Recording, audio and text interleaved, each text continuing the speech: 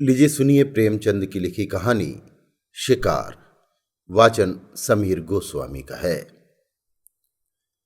फटे वस्त्रों वाली मुनिया ने रानी वसुधा के चांद से मुखड़े की ओर सम्मान भरी आंखों से देखकर राजकुमार को गोद में उठाते हुए कहा, हम गरीबों का इस तरह निबाह कैसे हो सकता है महारानी। मेरी तो अपने आदमी से एक दिन न पटे, मैं उसे घर में बैठने न दूं, ऐसी ऐसी गालियां सुनाऊं कि छठी का दूध याद आ जाए। रानी वसुधा ने गंभीर विनोद के भाव से कहा, क्यों, वो कहेगा नहीं तू मेरे बीच में बोलने वाली कौन है। मेरी जो इच्छा होगी वो करूंगा। तू अपना रोटी कपड़ा मुझसे लिया कर, तुझे मेरी दूसरी बातों से क्या मतलब। मैं तेरा गुलाम नहीं हूं। मुनिया 3 ही दिन से यहां लड़कों को खिलाने के लिए नौकर हुई थी। पहले 2-4 घरों में चौका बर्तन कर चुकी थी, पर रानियों से अदब के साथ बातें करना अभी न सीख पाई थी। उसका सूखा हुआ सांवला चेहरा उत्तेजित हो उठा। कर्कश स्वर में बोली, जिस दिन ऐसी बातें मुंह से निकालेगा मूछें उखाड़ लूंगी सरकार। वो मेरा गुलाम नहीं तो क्या मैं उसकी लौंडी हूं। अगर वो मेरा गुलाम है तो मैं उसकी लौंडी हूं। मैं आप नहीं खाती उसे खिला देती हूं, क्योंकि वो मर्द बच्चा है। पल्लेदारी में उसे बहुत कसाला करना पड़ता है। आप चाहे फटे पहनूं, पर उसे फटे पुराने नहीं पहनने देती। जब मैं उसके लिए इतना करती हूं तो मजाल है कि वो मुझे आंख दिखाए। अपने घर को आदमी इसलिए तो छाता छोपता है कि उससे बरखा बूंदी में बचा हो।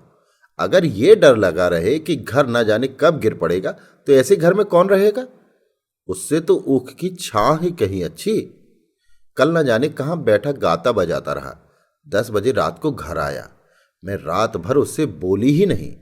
लगा पैरों पड़ने, घिघियाने, तब मुझे दया आ गई। यही मुझ में एक बुराई है, मुझसे उसकी रौनी सूरत नहीं देखी जाती। इसी से वो कभी कभी बहक जाता है, पर मैं अब पक्की हो गई हूं। फिर किसी दिन झगड़ा किया तो या वो रहेगा या मैं रहूंगी। क्यों किसी की धौंस सहूं सरकार। जो बैठकर खाए वो धौंस सहे। यहां तो बराबर की कमाई करती हूं। वसुधा ने उसी गंभीर भाव से पूछा, अगर वो तुझे बिठाकर खिलाता तब उसकी धौंस सहती। मुनिया जैसे लड़ने पर उतारू हो गई। बोली, बिठाकर कोई क्या खिलाएगा सरकार। मर्द बाहर काम करता है तो हम भी घर में काम करती है कि घर के काम में कुछ लगता ही नहीं। बाहर के काम से तो रात को छुट्टी मिल जाती है, घर के काम से तो रात को भी छुट्टी नहीं मिलती। पुरुष ये चाहे कि मुझे घर में बिठाकर आप सैर सपाटा करे तो मुझसे तो ना सहा जाए। ये कहती हुई मुनिया राजकुमार को लिए बाहर चली गई। वसुधा ने थकी हुई रुआसी आंखों से खिड़की की ओर देखा। बाहर हरा भरा बाग था, जिसके रंग बिरंगे फूल यहां से साफ नजर आ रहे थे, और पीछे एक विशाल मंदिर आकाश में अपना सुनहला मस्तक उठाए सूर्य से आंखें मिला रहा था। स्त्रियां रंग बिरंगे वस्त्राभूषण पहने पूजन करने आ रही थी। मंदिर की दाहिनी तरफ तालाब में कमल प्रभात के सुनहले आनंद से मुस्कुरा रहे थे, और कार्तिक की शीत रवि छवि जीवन ज्योति लुटाती फिरती थी। पर प्रकृति की ये सुरम्य शोभा वसुधा को कोई हर्ष न प्रदान कर सकी। उसे जान पड़ा प्रकृति उसकी दशा पर व्यंग से मुस्कुरा रही है। उसी सरोवर के तट पर केवट का एक टूटा फूटा झोपड़ा किसी अभाग्नी वृद्धा की भांति रो रहा था। वसुधा की आंखें सजल हो गईं।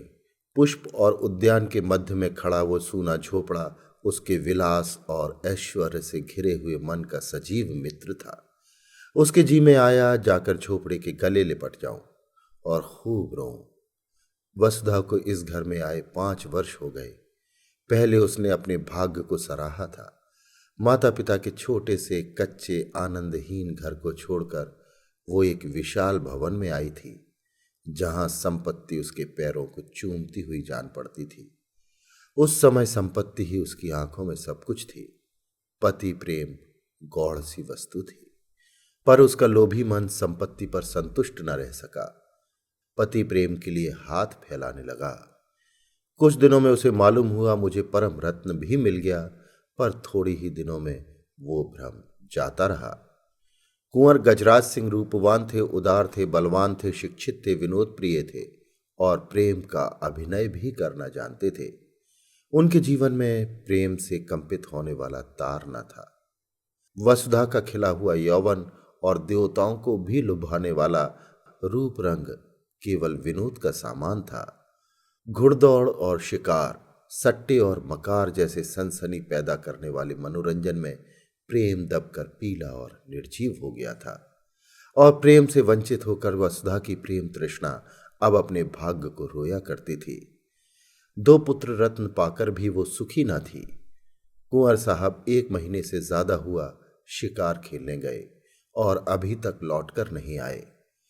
और ये ऐसा पहला ही अवसर न था।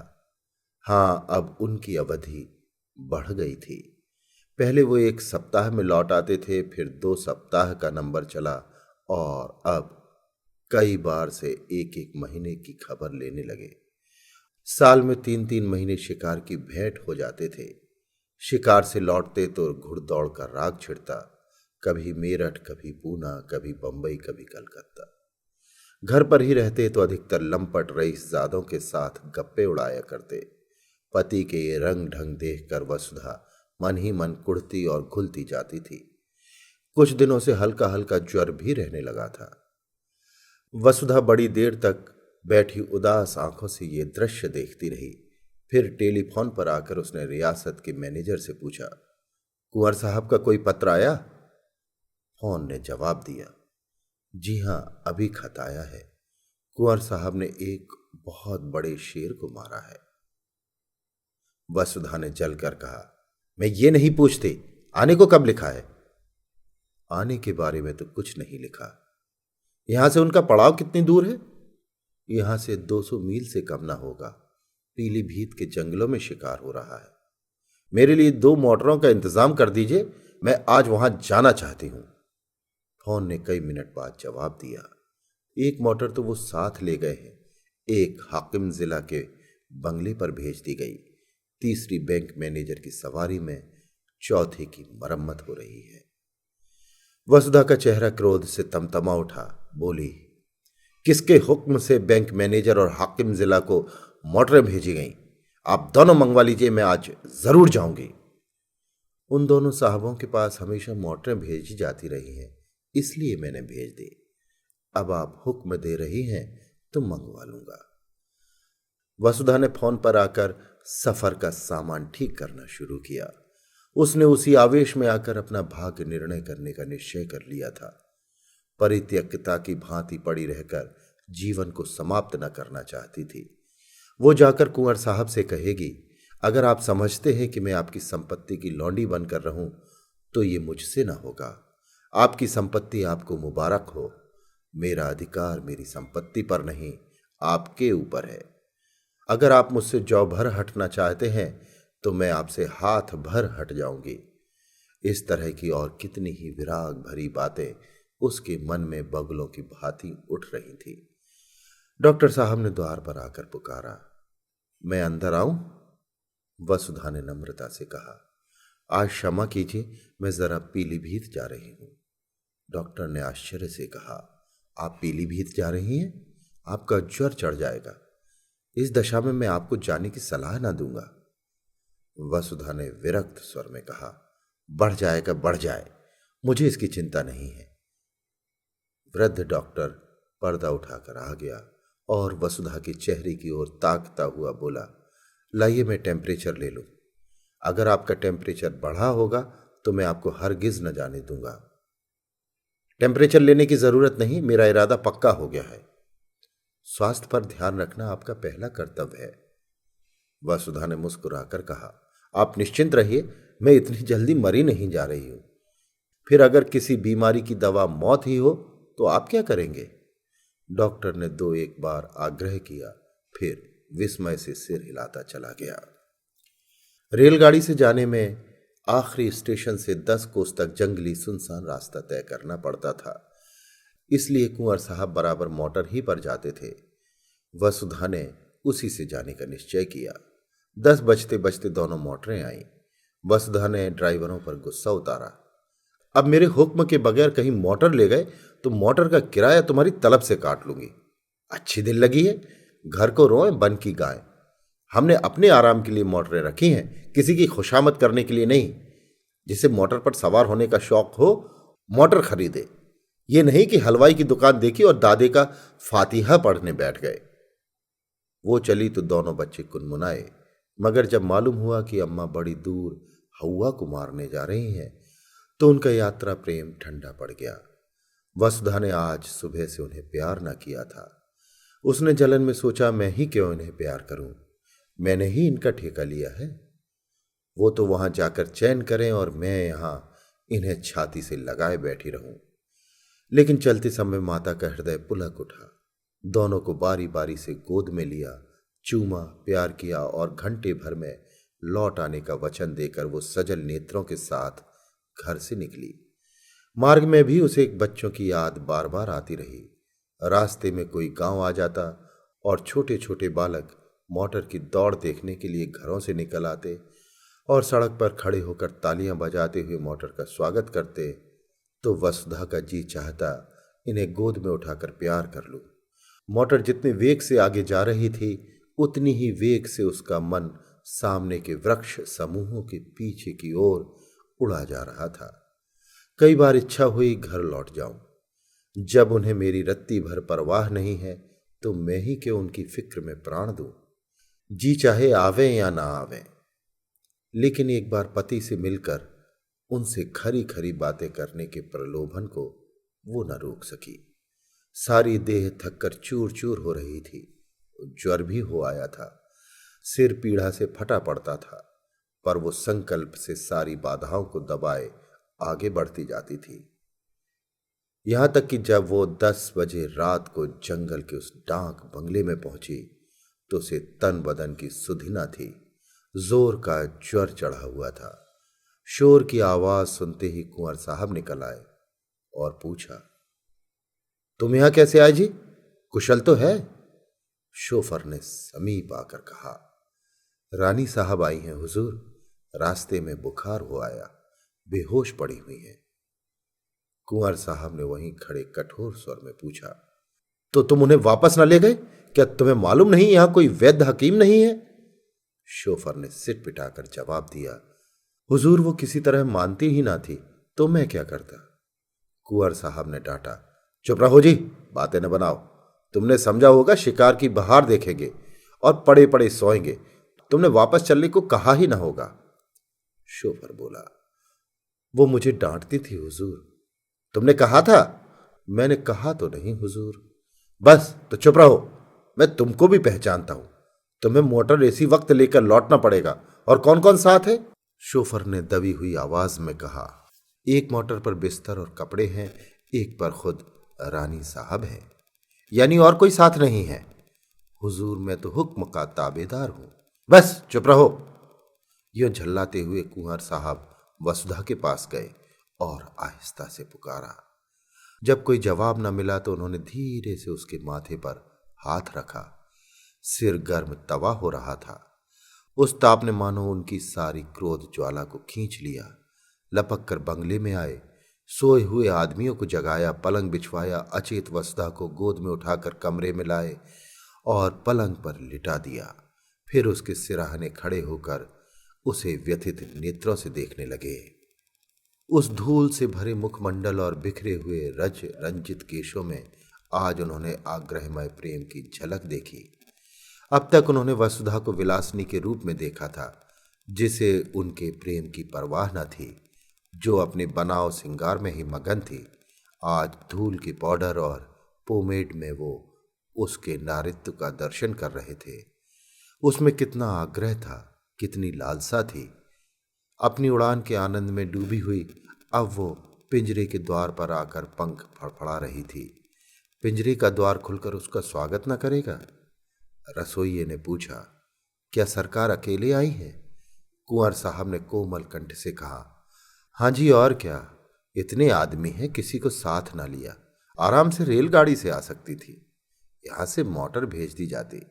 मन ही तो है, कितने जोर का बुखार है कि हाथ नहीं रखा जाता। जरा सा पानी गर्म करो और देखो कुछ खाने को बना लो। रसोइये ने सोचा, ठकुर सोहाती की 100 कोस की दौड़ बहुत होती है सरकार। सारा दिन बैठे बैठे बीत गया। कुंवर साहब ने वसुधा के सिर के नीचे तकिया सीधा करके कहा, कचूमर तो हम लोगों का निकल जाता है, 2 दिन तक कमर नहीं सीधी होती, फिर इनकी क्या बात है। ऐसी बेहुदा सड़क दुनिया में न होगी। ये कहते हुए उन्होंने एक शीशी से तेल निकाला और वसुधा के सिर में मलने लगे। वसुधा का ज्वर 21 दिन तक न उतरा। घर के डॉक्टर आए, दोनों बालक, मुनिया, नौकर चाकर सभी आ गए। जंगल में मंगल हो गया। वसुधा खाट पर पड़ी पड़ी कुंवर साहब की शुश्रूषाओं में अलौकिक आनंद और संतोष का अनुभव किया करती। वो दोपहर दिन चढ़े तक सोने के आदी थे। कितने सवेरे उठते, उसके पथ और आराम की जरा जरा सी बातों का कितना ख्याल रखते। जरा देर के लिए स्नान और भोजन करते जाते, फिर आकर बैठ जाते। एक तपस्या सी कर रहे थे। उसका स्वास्थ्य बिगड़ता जाता था, चेहरे पर स्वास्थ्य की लालिमा थी। कुछ व्यस्त से रहते थे। एक दिन वसुधा ने कहा, तुम आजकल शिकार खेलने क्यों नहीं जाते? मैं तो शिकार खेलने ही आई थी, मगर न जाने किस बुरी साइट से चली कि तुम्हें इतनी तपस्या करनी पड़ गई। अब मैं बिल्कुल अच्छी हूं, जरा आईने में अपनी सूरत तो देखो। कुंवर साहब को इतने दिनों शिकार का कभी ध्यान ही ना आया था। इसकी चर्चा ही ना होती थी। शिकारियों का आना जाना, मिलना जुलना बंद था। एक बार साथ के एक शिकारी ने किसी शेर का जिक्र किया था। कुंवर साहब ने उसकी ओर कुछ ऐसी कड़वी आंखों से देखा कि वो सूख सा गया था। वसुधा के पास बैठने, उससे कुछ बातें करके, उसका मन बहलाने, दवा और पथ्य बनाने में ही उन्हें आनंद मिलता था। उनका भोग विलास जीवन के इस कठोर व्रत में जैसे बुझ गया। वसुधा की एक हथेली पर अंगुलियों से रेखा खींचने में मग्न थे। शिकार की बात किसी और के मुंह से सुनी होती तो फिर उसी आग्नेय नेत्रों से देखते। वसुधा के मुंह से ये चर्चा सुनकर उन्हें दुख हुआ। वो उन्हें इतना शिकार का आसक्त समझती है। अमर्ष भरे स्वर में बोले, हाँ, शिकार खेलने का इससे अच्छा और कौन अवसर मिलेगा। वसुधा ने आग्रह किया, मैं तो अब अच्छी हूं, सच देखो। आईने की ओर दिखाकर बोली, मेरे चेहरे पर यह पीलापन नहीं रहा। तुम अलबत्ता बीमार से हो जाते हो, जरा मन बहल जाएगा। बीमार के पास बैठने से आदमी सचमुच बीमार हो जाता है। वसुधा ने साधारण सी बात कही थी, पर कुंवर साहब के हृदय पर वो चिंगारी के समान लगी। इधर वो अपने शिकार के खब्त पर कई बार पछता चुके थे। अगर वो शिकार के पीछे यों न पड़ते तो वसुधा यहां क्यों आती और क्यों बीमार पड़ती। उन्हें मन ही मन इसका बड़ा दुख था। इस वक्त कुछ न बोले, शायद कुछ बोला ही न गया। फिर वसुधा की हथेली पर रेखाएं बनाने लगे। वसुधा ने उसी सरल भाव से कहा, अब कि तुमने क्या क्या तोहफे जमा किए, जरा मंगाओ देखूं। उनमें से जो सबसे अच्छा होगा उसे मैं ले लूंगी। अब कि मैं भी तुम्हारे साथ शिकार खेलने चलूंगी। बोलो, मुझे ले चलोगे ना? मैं मानूंगी नहीं, बहाने मत करने लगना। अपने शिकारी तोहफे दिखाने का कुंवर साहब को मरज था। सैकड़ों ही खालें जमा कर रखी थी। उनके कई कमरों में फर्श, गद्दे, कोच, कुर्सियां, मोढ़े सब खालों ही के थे। ओढ़ना और बिछौना भी खालों ही का था। बाघंबरों के कई सूट बनवा रखे थे। शिकार में वही सूट पहनते थे। अब की भी बहुत से सींग, सिर, पंजे, खालें जमा कर रखी थी। वसुधा का इन चीजों से अवश्य मनोरंजन होगा। ये न समझे कि वसुधा ने सिंह द्वार से प्रवेश न पाकर चोर दरवाजे से घुसने का प्रयत्न किया है। जाकर वो चीजें उठवा लाए, लेकिन आदमियों को पर्दे की आड़ में खड़ा करके पहले अकेले ही उसके पास गए। डरते थे कहीं मेरी उत्सुकता वसुधा को बुरी न लगे। वसुधा ने उत्सुक होकर पूछा, चीजें नहीं लाए? लाया हूं, मगर कहीं डॉक्टर साहब न हो। डॉक्टर ने पढ़ने लिखने को मना किया था। तोहफे लाए गए। कुंवर साहब एक एक चीज निकाल कर दिखाने लगे। वसुधा के चेहरे पर हर्ष की ऐसी लाली हफ्तों से न दिखी थी, जैसे कोई बालक तमाशा देखकर मगन हो रहा हो।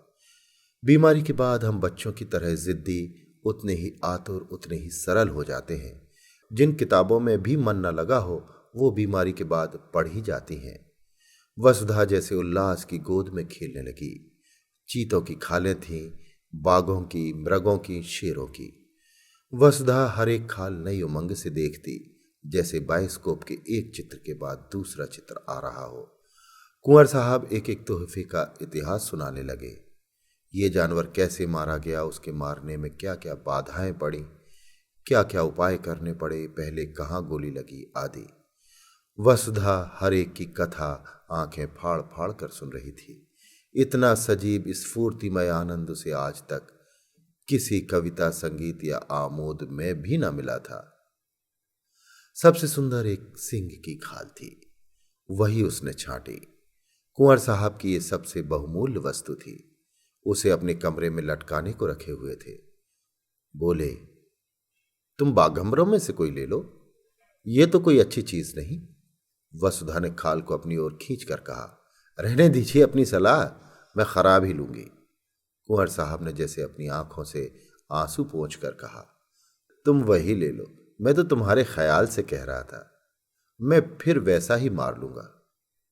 तो तुम मुझे चकमा क्यों देते थे? चकमा कौन देता था? अच्छा, खाओ मेरे सिर की कसम कि ये सबसे सुंदर खाल नहीं है। कुंवर साहब ने हार की हंसी हंस कर कहा, कसम क्यों खाए? बस एक खाल के लिए? ऐसी ऐसी लाख खाले हों तो तुम्हारे ऊपर निछावर कर दूं। जब शिकारी सब खाले लेकर चला गया तो कुंवर साहब ने कहा, मैं इस खाल पर काले ऊन से अपना समर्पण लिखूंगा। वसुधा ने थकान से पलंग पर लेटते हुए कहा, अब मैं भी शिकार खेलने चलूंगी।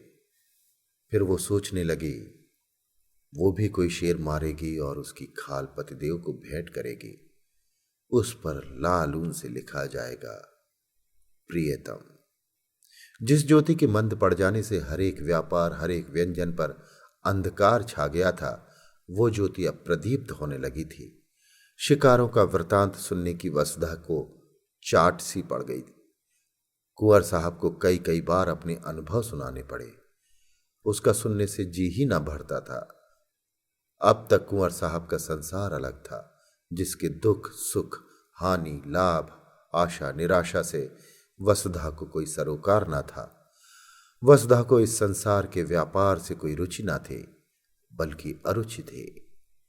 कुंवर साहब इस पृथक संसार की बातें उससे छिपाते थे, पर अब वसुधा उनके संसार में एक उज्ज्वल प्रकाश, एक वरदानों वाली देवी के समान अवतरित हो गई थी। एक दिन वसुधा ने आग्रह किया, मुझे बंदूक चलाना सिखा दो। डॉक्टर साहब की अनुमति मिलने में विलंब न हुआ। वसुधा स्वस्थ हो गई थी। कुंवर साहब ने शुभ मुहूर्त में उसे दीक्षा दी।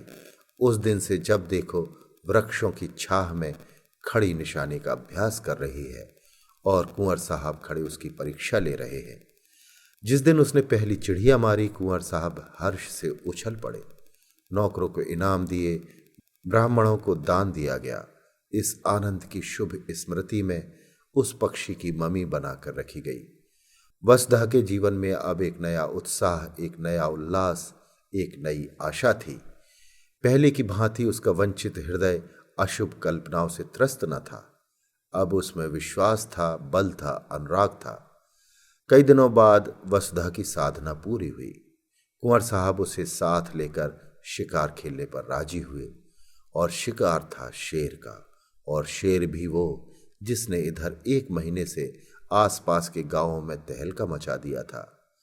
चारों तरफ अंधकार था, ऐसा सघन कि पृथ्वी उसके भार से कराहती हुई जान पड़ती।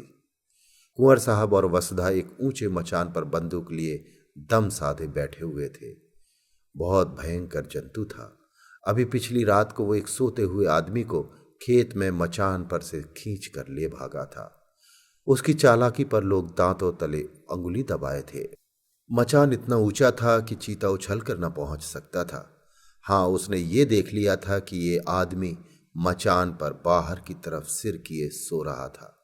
दुष्ट को एक चाल सूझी। वो पास के गांव में गया और वहां से एक लंबा बांस उठा लाया।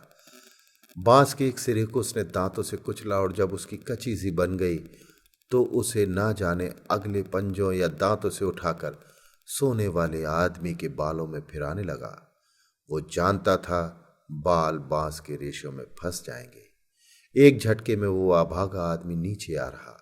इसी मानस भक्षी चीते की घात में दोनों शिकारी बैठे हुए थे।